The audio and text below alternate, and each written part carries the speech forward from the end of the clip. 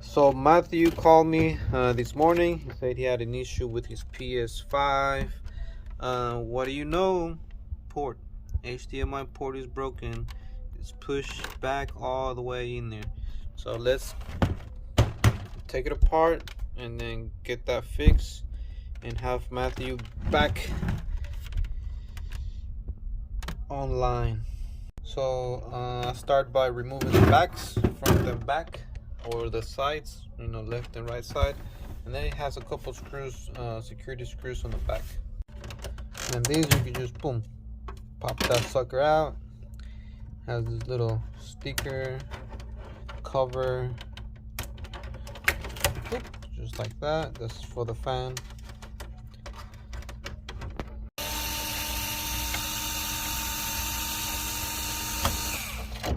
First thing I do is remove the fan, just 4 little screws.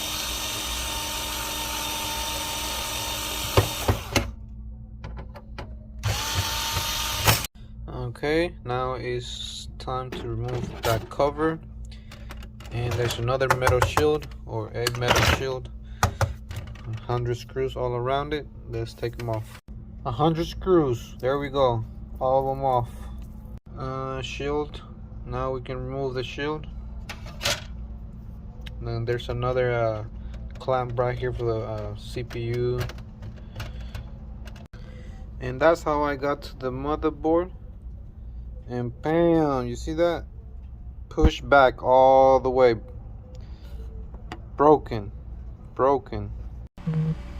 Alright, so I already removed the port, and it's time for the new one. Okay, so I already prepped the area, cleaned it up, added some new solder, and then whoop, port is on the way. Okay, so let me add a little bit of flux. It's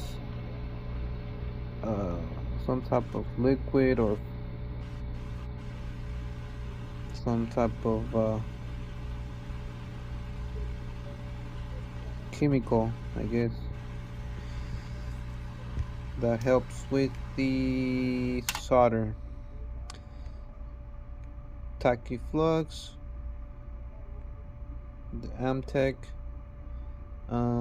It's supposed to be original, but there is a lot of fakes out there. It worked pretty good. I don't have any issues compared to this other one that I have over here. Some mechanic lead-free solder flux. It's kind of what it looks like. I use this to take ports off, and I use this one to put them on.